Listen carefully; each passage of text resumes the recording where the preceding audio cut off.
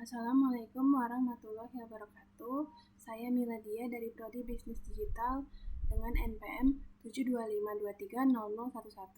Di sini saya akan menjelaskan dari pengantar ilmu ekonomi mikro, yaitu konsep dasar perilaku konsumen. Yang pertama itu ada teori nilai guna atau utility, yaitu kepuasan atau manfaat dari konsumsi barang atau jasa. Ada dua jenisnya, yaitu total utility dan marginal utility. Total utility itu total kepuasan dari semua konsumsi. Nah, kalau marginal utility itu tambahan kepuasan dari satu unit tambahan. Contoh dalam kehidupan sehari-hari itu ada orang di daerah dingin yang memerlukan selimut. Jadi selimut itu punya nilai tinggi karena memberikan kehangatan. Nah, contoh yang kedua itu misalnya orang lagi lari di siang hari. Nah, air itu memiliki nilai guna yang tinggi. Ada beberapa faktor yang mempengaruhi, yaitu yang pertama adalah bentuknya. Misalnya dari kayu gelondongan berubah jadi mebel. Dan yang kedua ada dari waktu. Misalnya payung yang dibutuhkan saat hujan. Nah, yang kedua itu dari tempatnya. Misalnya jaket atau mantel yang dingin diperlukan ketika cuaca sedang bersalju. Yang keempat ada kepemilikan.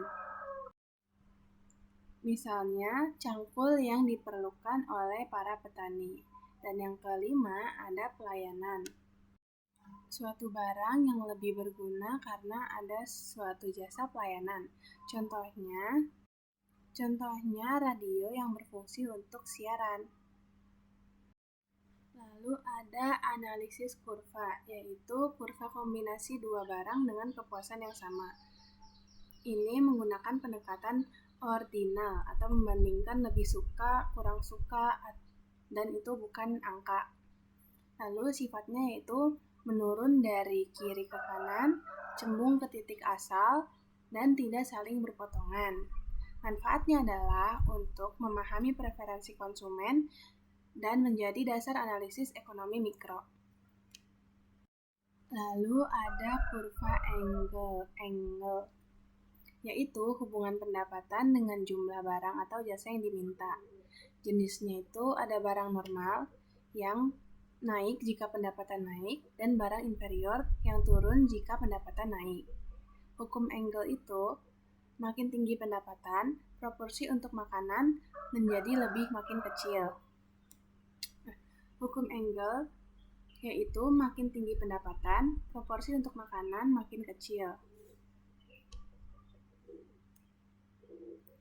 Selanjutnya ada teori preferensi, yaitu kesukaan atau kecenderungan konsumen dalam memilih barang atau jasa. Prasyarat analisisnya itu ada kelengkapan, transitivitas, refleksivitas, dan konveksitas. Ada beberapa faktor yang mempengaruhi teori preferensi, yaitu ketersediaan, budaya atau keluarga. Proses untuk teori preferensi menurut Kotler dan Keller itu yang pertama, konsumen harus menilai atribut produk, lalu membandingkan, lalu mengevaluasi, dan lalu terbentuklah preferensi. Selanjutnya ada teori kegunaan. Teori kegunaan itu yaitu tingkat kepuasan yang diperoleh seseorang ketika mengkonsumsi barang atau jasa. Nah, ada dua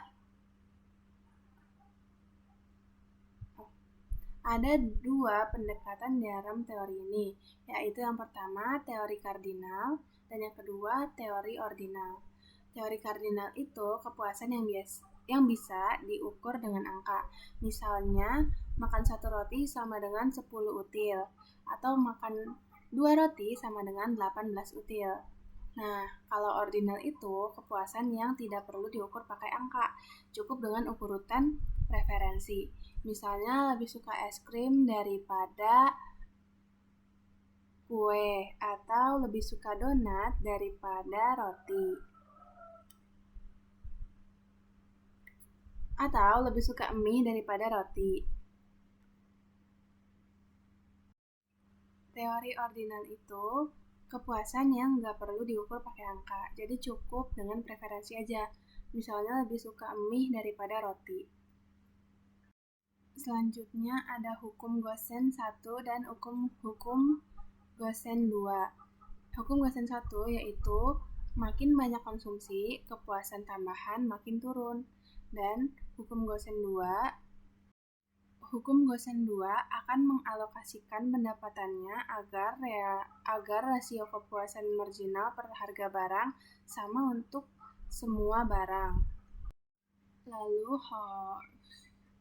Lalu hukum Gosen 2 yaitu manusia akan berusaha memenuhi bermacam-macam kebutuhannya sampai pada tingkat intensitas yang sama.